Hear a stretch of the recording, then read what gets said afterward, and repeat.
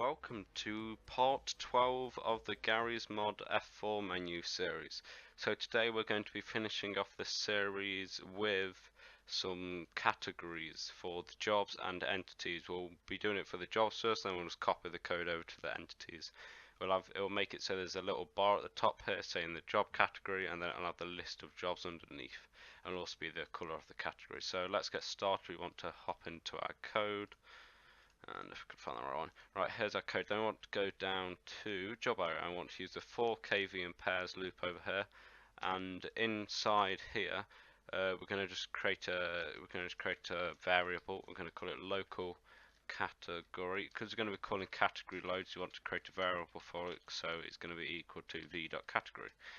Oops, I wasn't meant to do that. And then we want to create an if statement, because you basically want to create a little kind of category bar for every job, and we basically want to say if it already exists for that job, then don't create a new one, just put it under the current one. So that means that it doesn't create a title for each job, because otherwise you'd have like citizen here, citizens category here, citizens category here. But we just want to say citizens category, then like 3 jobs, and then like the next category. Right, so what I want to do is I want to create an if statement saying if not is, space saying if this panel is not valid, the panel is going to be called job area, and then this is going to be a part of the job area category. And then we want to say then, and then we can end it off here. And then inside here we want to basically create a panel that's going to have all the, so we need to create a panel with all the jobs on it, and we also want to have a little bar at the top. So to do this, all we can do is we can just copy this bit up here, because this is just a general panel. And what we probably want, no, we'll copy this down here because that already has quite a lot of the stuff that we're going to use. And then we can highlight it, press tab to go forward. First of all, we want to change this so it says job. So we're going to change it to job area category, this part here. And yes, and then we want to parent it to job area, so it's already got that. And then we want to set the size. The size could just be whatever you want, because we'll change that later. And then the dock margin, we want, so that's left, top, right, bottom. We probably want a bit more on the bottom, so there's space between the categories. Never mind, actually, I kind of want to keep some. Right, and now the painting. So for the painting, I'm kind of just copy some code that I made myself earlier. See, it's not really, it's the kind of stuff you guys need to customize until it's to your liking. So I've just got it so it shows category, it shows the category's name in kind of on the left. It will be a little bar. It will be I'll put the height here is going to be 40. It's going to have a little outline, and the color of it, the background color is going to be 50% opacity, and the color is going to be either self.color or it's going to be this color. So self.color means it will be this job category dot color, and we're gonna express what that is later. But for, if it cannot find self.color, it will just set it to that, and we're going to use that as the main background. So also in here we want to set we want to set job area. This is going to just be a little variable, job area dot job count, and then we want to set that equal to 0. Because we want the panel to be the size of each. We want it to add up to the size of all the jobs inside it. Otherwise it might be too big. Every category is going to have a different amount of jobs in them, most likely. So we want them to all be custom. So what I want to do here is I want to create. This is going to be for the. This isn't going to be for the job count. The job count's a bit easier. This is going to be for the color of the background. So if you don't want to do the color of the background, just kind of ignore this bit. So the color of the background is also that BG color. Instead, you can change that to something else. So it's going to be local t. This is another variable to the categories, and we're going to set that equal to a table. So DarkRP dot get categories, open close brackets, and then jobs. Make it lowercase j. I think that's automatically set it high, so make sure it's lowercase j. And they want to do a for k comma v in pairs loop, and we're going to do it for t categories, which we just established up there. Then make sure to put do. We'll end it off, And then in here we want to create an if statement. We want to do if, basically it's going to say if this category here, the category of the job equals v.name, and v.name is basically, this is going to get every category that's been created in the categories.lua and DarkRP modification, and it's going to say if v.category of the job equals the name in the category, then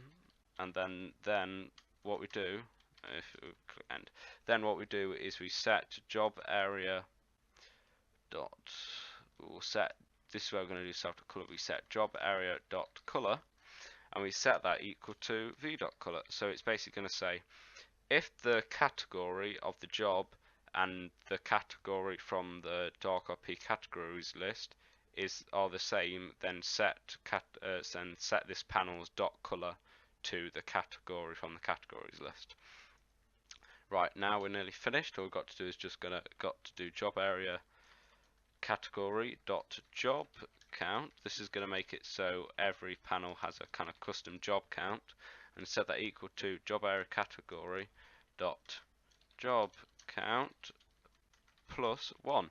So it's basically going to do it for every, so here we set it 0, and it's basically going to say for every job that has the same category, get the current job count and plus 1. So if there will be 0 jobs at the start with it, and then pretend there's 3 jobs with it. It will do 1 plus 1, then it will do 2. No, it will do 0 plus 1, then 1 plus 1, then 2 plus 1. So it gets up to 3. And then what we want to do is you want to do job area category, and then we want to set the size. I don't think, yeah, X, just leave that as 0. You can also do set tall, but I'm going to just do it like this. Right, then we want to do open and close brackets. Then in here we want to do job area category dot job count, and they want to times it by 210. The reason for that is because the height of every job is 200, and it's got a top and bottom dot margin of 5. Add them together, you get 210. And then we want to plus 40 because that is the height of my, where is it? That is the height of my panel. Yeah, that should make sense, right? Yeah, that is the height of my panel. Also, something else we want to add is, I'm going to just copy this. We want to add job area category dock padding, so it adds some padding inside. So that's going to be this part's going to be the top. So if the height of the category bar at the top is 40, it's going to basically push everything down by 40. And you might think, well, then surely the jobs will be just touching the bottom of the category bar. Well, no, because these have their own dock margin. Right, so now if we save that, that should be it. Some errors. Who doesn't love errors? Right, line 124. This should be something easy. Yep. Again, I always forget that. And no local because we've already established job area here, and we're just adding part onto job area. I think it's something to do with tables. I don't really look into that. Anyway, right, so here what we've done wrong is my keyboard's a bit stupid sometimes. Right, so what we've done here is we've created this job area category. The reason why we're getting the error is because we've created it, but we've not actually changed what this is parented to. This is still parented to the back of the job area. So we need to parent this to job area category. I don't know if this should work. Yeah, look, there we go. So now it's parented to the job area category. So if you scroll down, you've got civil protection, you've got the gangsters here, you've got other, and they've got a little bar at the top saying citizens. This is the colour of the category. Obviously, you've got a little white border. Scroll down, you'll have everything that's actually inside the category as well. Right, so I think that's quite nice. That's something nice done. We've got the categories done. Now I'm going to quickly go add them over to entities. So my character is dying. Let's just quickly finish him off. Sorry about that. It's just the beautiful hunger mod. Who doesn't love the hunger mod? Me. Right. So now what I want to do is I want to copy this code. Enough around copying your own code. As long as, you know, well, it's your own code, so it doesn't matter. But if you copy other people's code, make sure you edit it. Right. So now we're going to do this, and it's not too easy, not too hard. Basically, just swap job area with ent area, or the panel of your back fingers. What the name of your background is for your entities, and you just place it everywhere. Make sure you place it everywhere, and then as always we need to copy the ent area category, and we need to replace that with ent area here. Now if we save, that should be the entities done as well. So now it says other at the top, that is the colour. There's no other categories because I don't have any other categories for my entities. And you could implement the same thing into anything else that has categories, but weapons are a bit dodgy. I think I've not got them to work.